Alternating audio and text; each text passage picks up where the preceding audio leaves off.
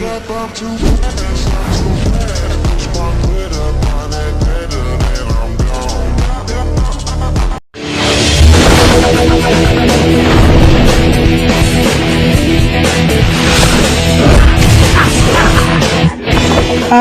I usually go in and pitch a few ideas to begin with when it comes to writing these video games, and then the various brand people and Cartoon Network people and the show people kind of have their say on, yeah, we want to do that, that's too close to something else we're doing. It's boring for most people to think about, but I sit in front of a computer and I am able to type out things that just write the commands for what the game is going to do.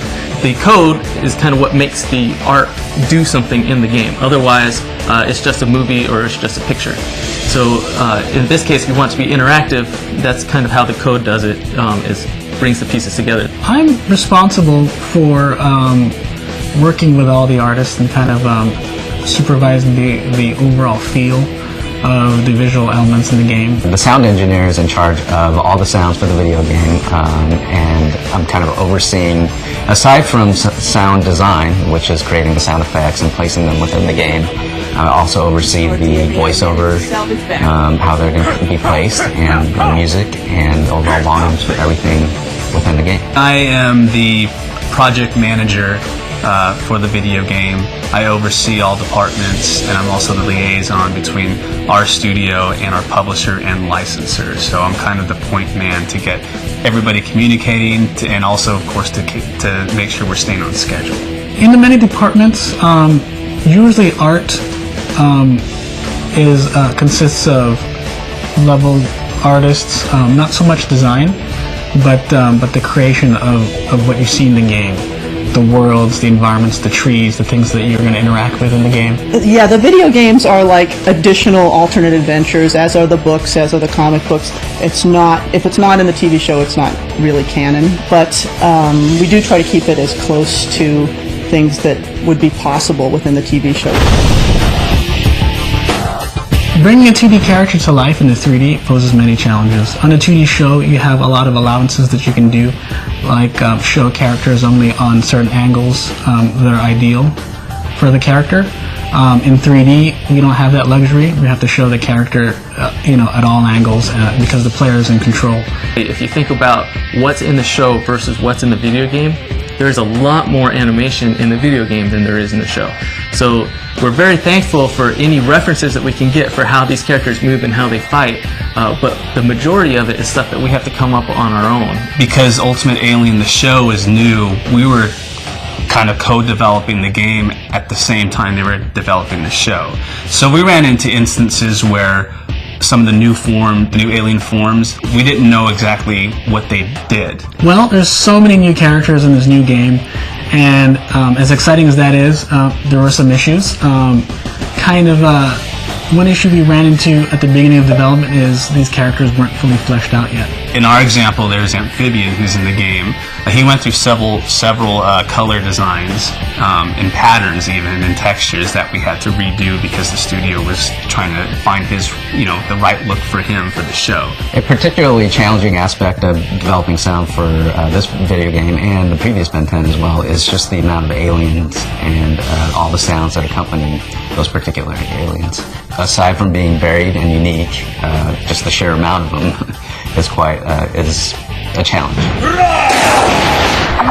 Environments as well in the game, we're taking the player all around the world.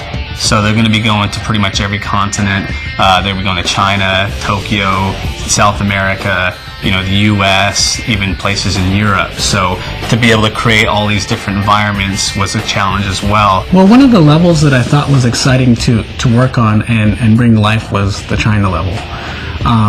It posed a lot of challenges, but at the same time it gave us a lot of creative freedom to be able to create a lot of mystique and secrecy and things like that. In developing the sounds for Ben 10, we're constantly playing the game through the various iterations, the various builds to see where it's at and to see what new things have come up that we need to play sound effects for.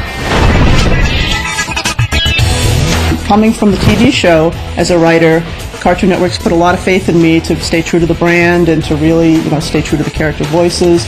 and keep the games, if not entirely 100% in continuity with the show, as close as we can possibly be for the fans to accept it and enjoy it. Yeah, I always love it when we can get the writer in the room. I know we didn't have the writer today, but I know Charlotte, and I knew she was writing the game, and I told her to write some really fun stuff for us, and she did. And she brought in like every character into this game that like has almost ever existed on the show.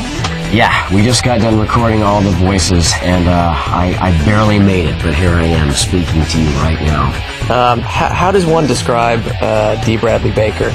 He's a monster, but only on screen, only his voice. I think I do 17 super aliens in this game, which that's got to be a record for me. Well, some of the characters are certainly much easier.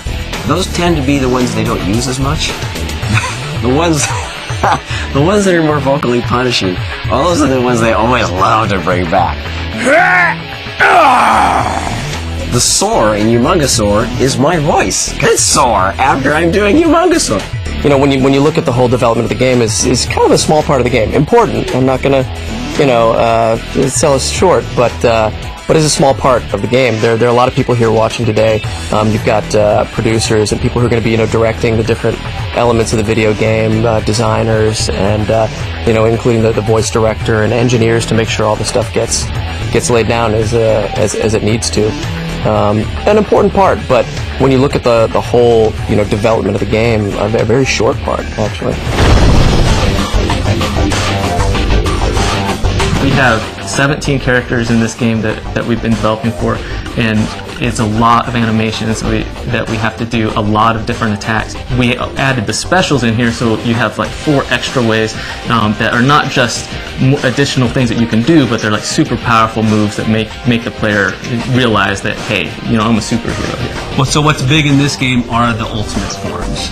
That's definitely a brand new feature, not only for the game, but for the show. So for fans, they want to experience, what it feels like to run around as Ultimate Humongosaur or play as Ultimate Spider Monkey. This is the game they're going to want to do that with. This is the only game they can do that with. You've played the regular character in combat, you know how that feels, but now you're Ultimate. So, we give you a lot more guys that you're going to have to fight against, and your abilities are just over the top. The fighting system definitely supports with our quick alien switch feature. You can start a fight with Swamp Fire, and as I hop to another one, I can switch to Big Chill, defeat him, backflip into another one while switching into Spider Monkey, and conquering this guy, and then finishing off with Humongosaur mid jump, and to kind of pulverize him into the ground. We've got better animations, we've got more characters, we've got more effects, we've got more abilities, the environments are more robust. Yeah, so many characters, brand new original story that was written. There's just a lot that went into this to put it all together.